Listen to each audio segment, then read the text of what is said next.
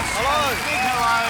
Right around Australia. Welcome to the War for another week. Very nice, as always, to have your company on the couch. It is. Although, Craig, it's obviously a very sad week as we try to come to terms with a monumental loss and mourn the demise of a truly tragic figure, Malcolm Turnbull. Yes, poor Malcolm. Poor Malcolm. Such a sad, sad life. So much success early on, but then later on, well, he just became a freak. But of course, Turnbull's demise overshadowed another story this week. I don't know if you noticed it, the demise of the great king of pop himself, Michael Jackson. Yes, the grieving still goes on around the globe as fans continue to pay their respects. And look, I know grief's a personal thing and everyone has their own unique way of paying tribute, but do you think it's maybe just a little bit inappropriate to attend a Jacko vigil dressed up as Gene Simmons from Kiss? And as for that Hulk character behind him, I don't know what's going on there.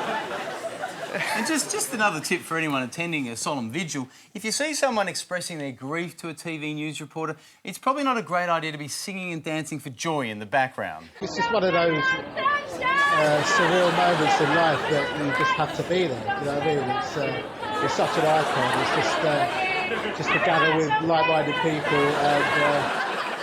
There's a lot of scrutiny now on Jackson's personal live-in doctor, though, who's alleged to have been giving him an injection shortly before he passed away. Yeah, someone really should have warned Jackson about hiring Dr. Philip Nitschke as his personal doctor. I mean, what was he thinking? Just tragic, just tragic. And unfortunately, all attempts to revive Michael were unsuccessful since 1993. Look, the big debate now is about where the body should be buried. This is serious. So whether it's in Neverland or his hometown of Gary in Indiana, or whether it should just be put out with the recycling with all the other plastics. I think that's fitting. Too soon? I think too soon? Recycling night's tomorrow But look, night. no, Jacko really was one of a kind. I think Jacko was one of a kind. I know others have said it, but he, I don't think we'll ever see his like again. He's irreplaceable. No, I disagree with you, Chris. Haven't you ever seen the Indian Michael Jackson? I defy anyone to spot the difference. He's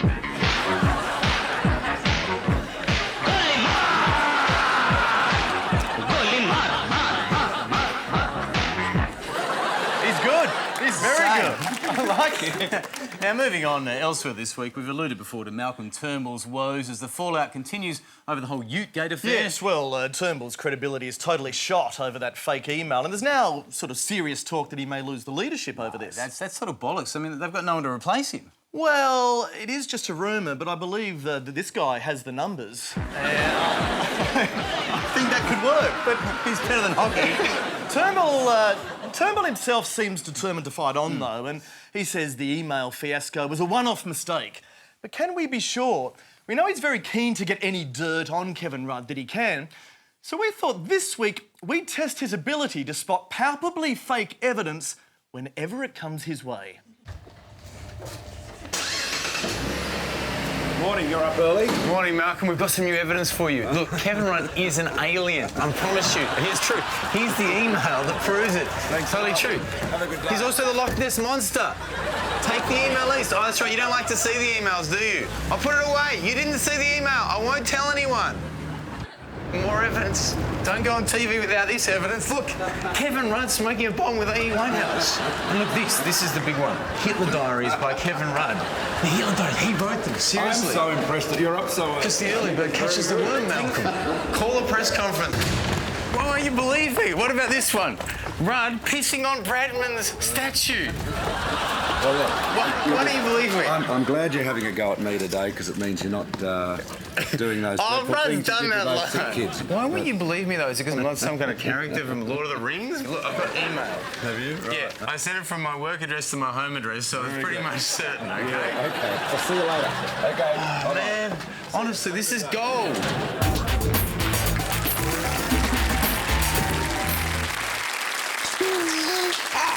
Worried about wrinkles and premature aging? At the Baby Day Spa, we understand the importance of looking and staying young. Work off that unwanted baby fat on our state-of-the-art treadmills.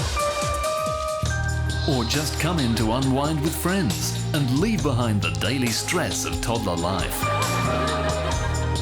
Baby Botox treatment also now available on request. The Baby Day Spa, because you're never too young to worry about aging.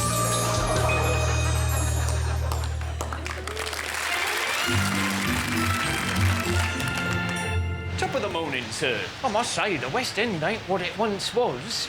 Do you think that you could come this way for just one moment and listen to a poor orphan lad? You see, I was born upon the stage. I was an actor bold. I was celebrated in the Times, me pockets full of gold. But now, the stalls are empty. Our punters ain't got brass. Now, because of the global crash, I have to sell me arse. Won't you spare a coin, sir, and take me home tonight? I was in Billy Elliot, but now I'm in the shite. Old people's pensions are screwed in this recession, so fogies like you can't come to our matinee session. Don't it break your heart, kind sir, these orphans' plaintive noise? I can see it in your eyes, that's your fancy little boys. Every show was closing, from Shakespeare to Lloyd Webber. We never dreamed that cats wouldn't last for fucking ever. We sailed the South Pacific, but now we're weighing anchors. The economy just sank us, all because of bankers. Those nasty, greedy bankers. Sir, I think you might find it's wankers. Can I have a pound, sir? Ooh, you cheeky bag. Right, to tech news now. And look, this week, of course, Apple released their new iPhone model, which attracted frantic scenes around the world as Mac geeks queued up to be the first to get their greasy hands on the new phone. Yeah, well, they did. I think one of the main reasons for that is that Apple has had huge success with their marketing. They always manage to make their products look very cool, I think. Yeah. You just got to look at their Mac versus PC campaign. Hello, I'm a Mac. And I'm a PC. See, now, these ads define PC fans as looking geeky, like this, and Mac fans as looking cool, like this. Yeah. But that's complete rubbish, because in my experience, Mac fans actually look far more nerdy, like this. The question is, though, does the advertising really reflect the reality? I mean, are Mac users really as cool as Apple's marketing department would have us believe? Yeah, well, it just so happened that I was at the Apple store this week for the release of the new iPhone, so I decided to put the Q to the test. But we're from Apple. We just need to check that the Q fits the Mac marketing standards. So would you mind just stepping over and... Sure. Now, we'll let you self-assess, to be honest. Right. Where do you fit? Yeah, all right. Can't actually let you stay in the queue. PC. Yeah. I've even got a Nokia. Oh, Jesus, come on, out of here. Well, go away. It's definitely Mac. Jacket, check. Shirt, check. I am going to work. That's not very Mac. Do I like you there? You're making him look cooler. You're making him look cooler as well. Oh, no. Oh, OK. Come on, come closer. You're not actually the guy, are you? No. You sure? Seriously? See, the thing is, you're actually hiding a PC face under a Mac hood. So you're gonna have to leave the hood on at all times. PC. Just maybe that. Maybe just 1 second, I think. Hang on.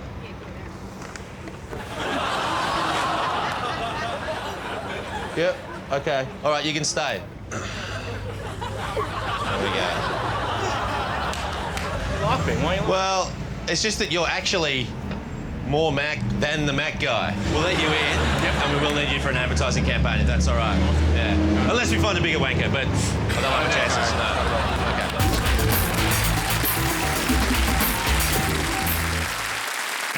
Sunday night on SBS, it's an all-new series of Cheetah's French Edition. Allons-y. Monsieur Dubois, est-ce bien votre femme? Non, ne soyez pas ridicule. Ah, félicitations! Vous avez merci à la maîtresse. Je l'ai attrapé la semaine dernière, c'est une bombe. Très magnifique. Ménage à trois? Mais oui, mais oui. That's Cheetah's French Edition, 8 o'clock Sunday. Then at 9... Are you sure you're ready for this?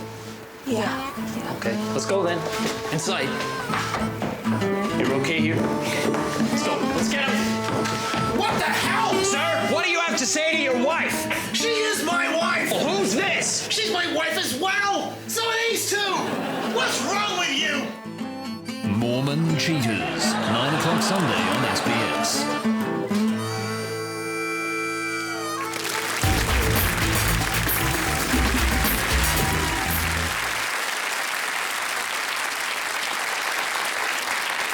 In a week when you lose one of the most influential recording artists of all time, words alone can never express how you feel. Sometimes I believe it's best left to music to do the talking for it.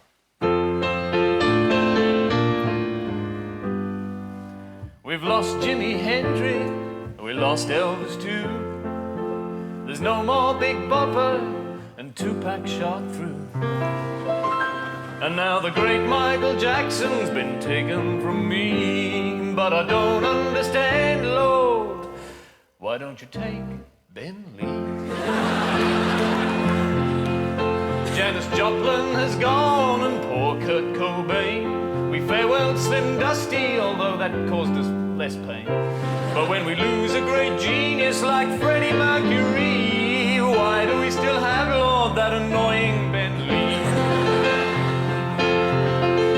When Ben Lee's on tour in old Memphis town, could he not take a swim like Jeff Buckley and drown? And when he's in a hotel room alone for a while, why can't he have a wank Michael Hutchence style? Buddy Holly in a plane crash was a victim of chance. I wish instead of Qantas, Ben Lee flew Air France. I don't need a smug tosser rubbing politics in my face. I get enough of that just by watching the chaser. I thought the rage in Placid Lake would end his career. I wish Claire Danes had dumped him with a knife in the ear. Now with song after song I become less forgiving. We all catch his disease, but he goes on living. So Lord, please now spare us from our Ben Lee Hill. And Lord, when you take him, could you take Guy Sebastian as well?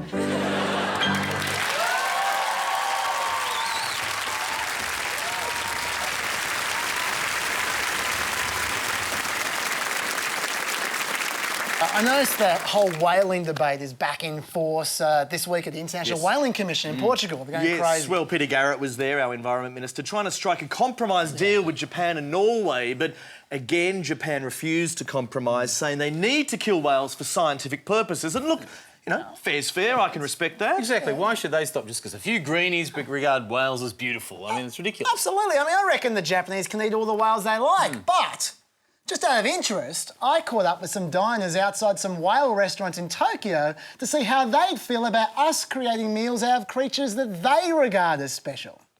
Excuse me, free tasting. Free tasting. Would you like some koala? You like the koala meat?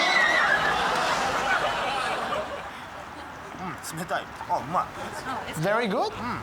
Oh, so yeah. Yes, yes, it's very tasty, isn't it? It's good. No, but this is an ancient Australian tradition. You shouldn't interfere with Australian culture. It's panda. Try some, it's great. Panda.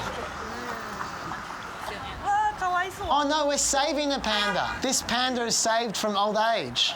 So do you like it? Yeah. Yeah. Would you like to eat more panda? They're very big. You can eat a lot of them. Why? See how happy these pandas are? It's sumo. Yes, it's human meat. Yes. Try it. It's very tasty.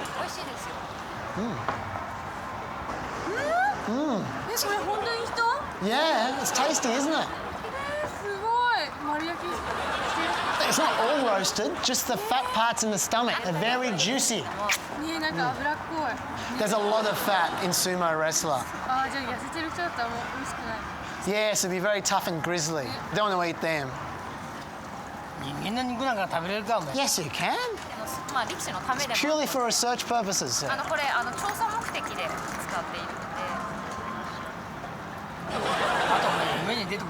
I might dream about this later. 自分でこうなるの覚悟で。 Well, he had a pretty good idea just before we killed him. すごいねこれ。でも人間の肉意外と美味しいです。 It does, doesn't it? And that's the important thing. 死んだ人の肉 We only eat dead people, sir. 人間殺すの人間食べるの We're just trying to save them from extinction. Norway approves.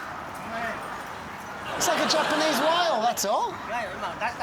How old do you think they should be when we kill them? 30代ぐらい。 That sounds very wise. That's tough, but fair. A lot like the meat.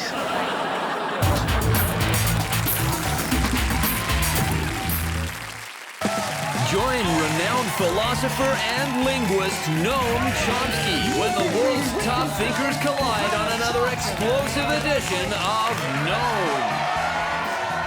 It's philosophical argy-bargy with no holds barred. Have you told your daughter the truth? Well, what is truth? I can't sit here and hold a proposition to be true. I can only say a proposition appears to be true or has truth-like properties. The show where absolutely everybody has a point of view. Yeah, I'm a struggling mother of 3 who works 6 nights a week, so you tell me why I should come home to my husband who holds the Kantian view that using reason without applying it to experience, right, will only lead to illusions, whilst experience is purely subjective without first being subsumed under pure reason. And where a bombshell revelation is never too far away. Now, before the show, we did a paternity test, and it turns out that you are not the father of post-structuralism. In your face! In your fat metaphysical face!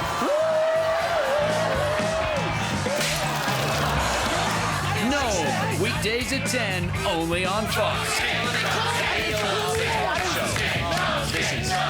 Oh, I could create a syllogism about this.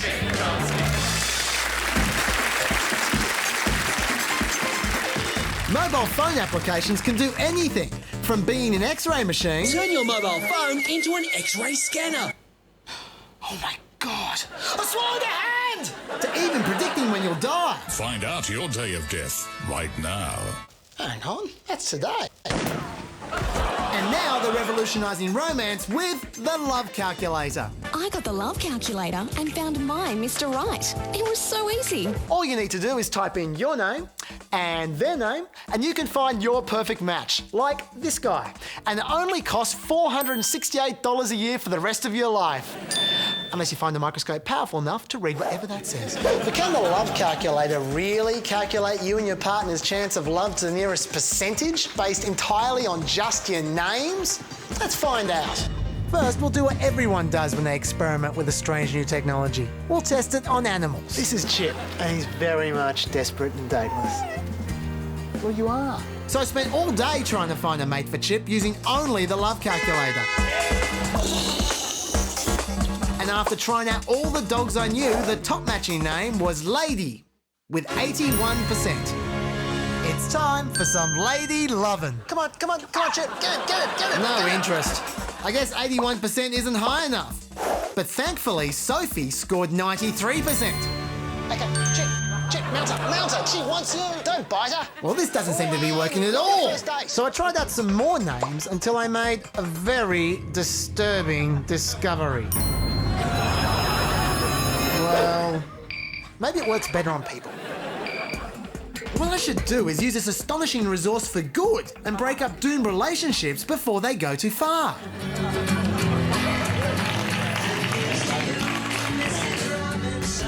Stop that! Annul the marriage now! You only got 44% on the calculator! Poor guys. Well, at least I tried to save them. Thank God I'm happily married to my wife, Jocelyn. Or am I? So, having delivered my wife the bad news, I set off to find myself a new wife. And the best match I found was a certain A. Adams. A. Adams? Yeah, Mr. Adams, yeah. I love you. Yeah. Yeah, we're a perfect love match. Me and you. See, look. A. Adams, see Luchadora? Yeah. Look at this. 100%. All right. So should we get married? Listen, I've got to go to mass. Yeah. I'm sorry, but you find someone else to love with, you know. Can we at least make out a bit, see how it goes? You have a nice day, okay? Rejected by the man of my dreams. But the phone can't be wrong, so there must be something wrong with me. Like my name. If I want to land myself a top quality girl like, say, Terry Hatcher, I'll need to change my name to... No. No. What about... Yes! To Give a Heifer to Kidgel. He's a 100% match.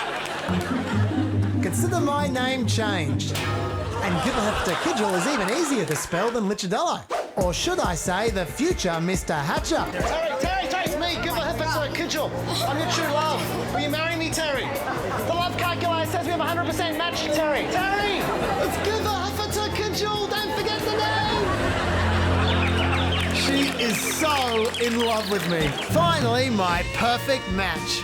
I guess this proves that if you trust your life to overpriced phone services, you can never go wrong. Or my name isn't Give a Heifer to Kidgel.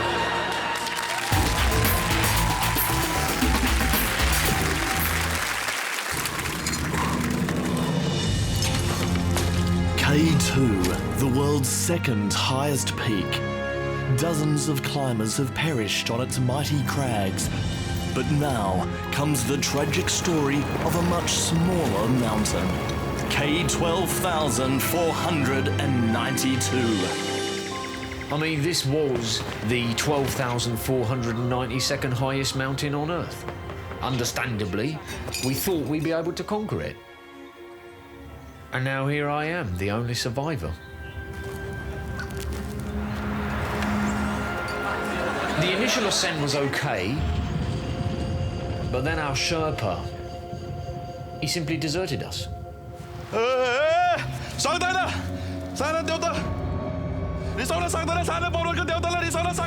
then Nigel slipped. I can't hold on! I don't blame Bill. He had no choice. It was either Nigel or both of them.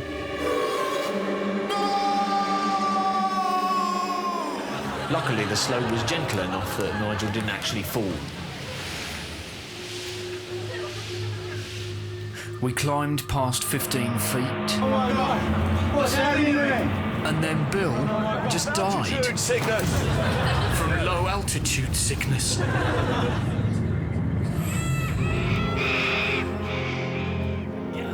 At last, we reached the summit. Yet, just at the moment of victory, Nigel fell into a crevasse. You'll have to leave me behind, Walter. No, we left Bill. But Walter, look at me! I think it had been dug by a rabbit. And so I made the descent alone. Where is he? I was dizzy, I was disoriented. Can't do this. There was only one way that I could survive to the end. I was forced to drink my own urine. Surprisingly, I quite liked it. And I still drink it to this very day.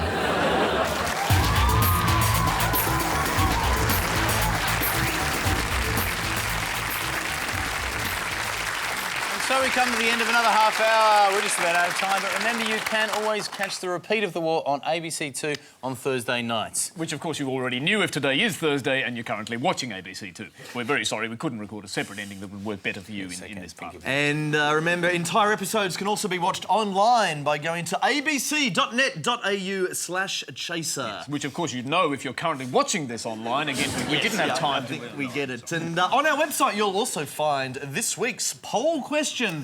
In relation to the Bernie Madoff scandal, would US finance regulators have had more chance of identifying the specified fraud if Sections 2 and 4 of the US Corporate Governance Act had been enacted ahead of 2006 in accordance with congressional advice, notwithstanding the proposed amendments by the United States Securities and Exchange Commission?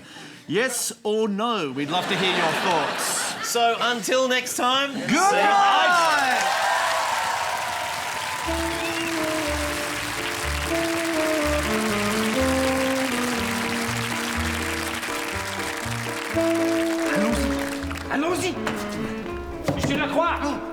crois que vous êtes fidèle à votre femme. Vous ne pouvez pas fuir éternellement, monsieur Lecroix. Revenez ici et soyez infidèles.